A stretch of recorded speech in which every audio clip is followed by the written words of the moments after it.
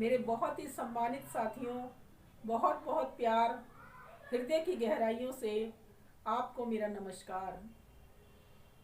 दोस्तों, मैं सुनीता सिंगल अपने चैनल एस्ट्रोलिंक में आपका हार्दिक स्वागत करती हूँ।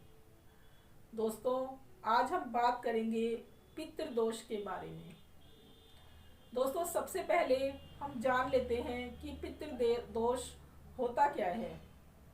दोस्तों, जब कोई हमारा परिवार का सदस्य अकाल मृत्यु को प्राप्त होता है और उसकी जो अंत्येष्टि होती है वो सही ढंग से नहीं हो पाती, तो वो हमारा पितृ बन जाता है और वो पितृदोष कहलाता है।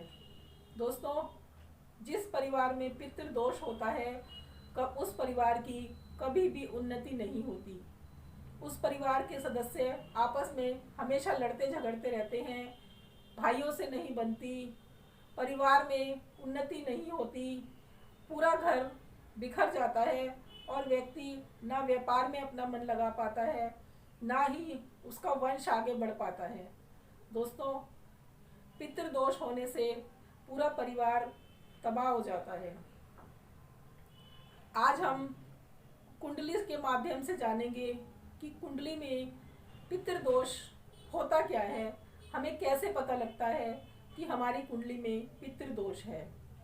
पहले दोस्तों, हम कुंडली से जानेंगे कि पितृदोष होता क्या है, उसके बाद हम उसके उपाय के बारे में जानेंगे।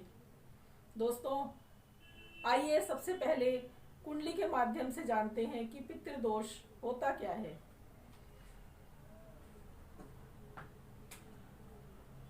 दोस्तों, ये हमारी कुंडली का लगन भाव है। अगर लगन भाव में राहु बैठ जाए तो पितृदोष होता है। अगर दूसरे भाव में राहु बैठ जाए तो पितृदोष होता है। अगर पंचम भाव में राहु बैठ जाए तो पितृदोष होता है। अगर नवम भाव में राहु बैठ जाए तो पितृदोष होता है। और अगर दशम भाव में राहु बैठ जाए तो पितृदोष होता है। और अगर राहु के साथ इन्हीं भावों में सूर्य बैठ जाए, पहले भाव में सूर्य बैठ जाए, दूसरे भाव में सूर्य बैठ जाए, पांचवें भाव में सूर्य बैठ जाए, नवम भाव में सूर्य बैठ जाए या फिर दशम भाव में सूर्य बैठ जाए। दोस्तों, अगर ऐसी स्थिति है तो आपकी कुंडली में पितृदोष है। इसके अलावा अगर यहाँ पर राहु के साथ सूर्य के अलावा यहाँ पर मंगल, दोस्तों राहु, केतु और शनि ये क्रूर ग्रह हैं और सूर्य और मंगल, दोस्तों राहु, केतु और शनि ये पाप ग्रह हैं और मंगल और सूर्य क्रूर ग्रह हैं। यानी अगर राहु के साथ यहाँ पर शनि बैठ जाए तो भी पितृदोष होता है। यहाँ पर अगर राहु के साथ सूर्य की जगह शनि बैठ जाए या फिर यहाँ पर राहु, सूर्य, शनि हो, यहाँ पर भी शनि हो या यहाँ पर भी शनि हो, दोस्तों अगर ऐसी स्थिति है तो भी आपकी कुंडली में पितृदोष बनता है। और अगर यहाँ पर शनि की जगह मंगल बैठ जाए या यहाँ भी मंगल बैठ जाए, यहाँ भी मंगल बैठ जाए और नवम भाव में और दशम भाव में भी मंगल बैठ जाए तो भी दोस्तों पितृदोष होता है। और अगर यहाँ पर राहु, केतु, शनि या फिर सूर्य, मंगल, इन कोई भी ग्रह में से अगर पहले, दूसरे, पांचवें, नौवें और दसवें भाव में कोई भी पाप ग्रह यानी कि राहु, केतु और शनि ये है पाप ग्रह, और मंगल और सूर्य ये हैं क्रूर ग्रह। दोस्तों पाप ग्रह जो होते हैं वो ज़्यादा बुरा फल देते हैं और जो क्रूर ग्रह होते हैं वो थोड़ा कम खराब फल देते हैं। सूर्य और मंगल को हमने क्रूर ग्रह में रखा है और शनि, राहु और केतु को हमने पाप ग्रह में रखा है। अगर पहले, दूसरे, पांचवें, सातवें, पांचवें, नौवें और 10वें भाव में राहु, केतु, शनि या फिर मंगल, सूर्य, इन ग्रहों में से कोई भी अगर अकेला है या इनमें से कोई 2 ग्रह हैं या इनमें से कोई 3 ग्रह हैं तो हमारी कुंडली में पितृदोष बनता है। दोस्तों पितृदोष बहुत ही खराब दोष है।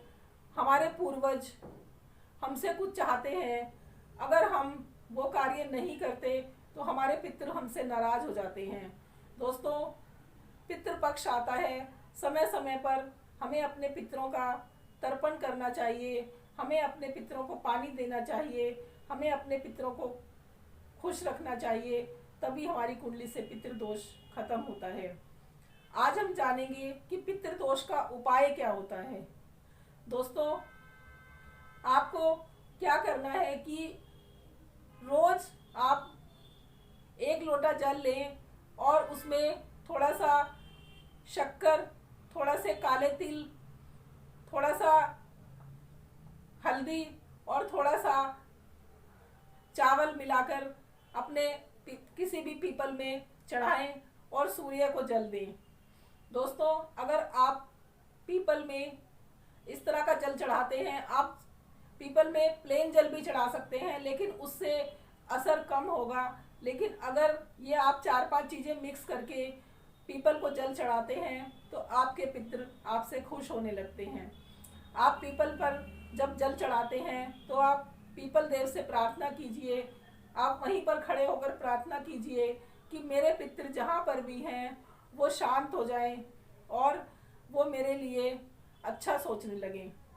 दोस्तों अगर आप ये कार्य रोज़ करते हैं तो धीरे धीरे आपके घर से आपके जो पितृ हैं वो आपसे खुश हो जाएंगे और वो आपके घर में जो परेशानियां आ गई हैं, जो बाधाएं आ गई हैं, वो धीरे धीरे दूर होने लगेंगी और आपका परिवार एक सुखी परिवार बन जाएगा।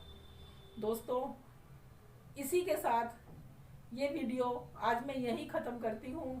दोस्तों अगर आपको ये वीडियो पसंद आई हो तो इसे लाइक ज़रूर कीजिए और अगर अभी तक आपने मेरा चैनल सब्सक्राइब नहीं किया है तो उसे सब्सक्राइब ज़रूर कीजिए और शेयर कीजिए।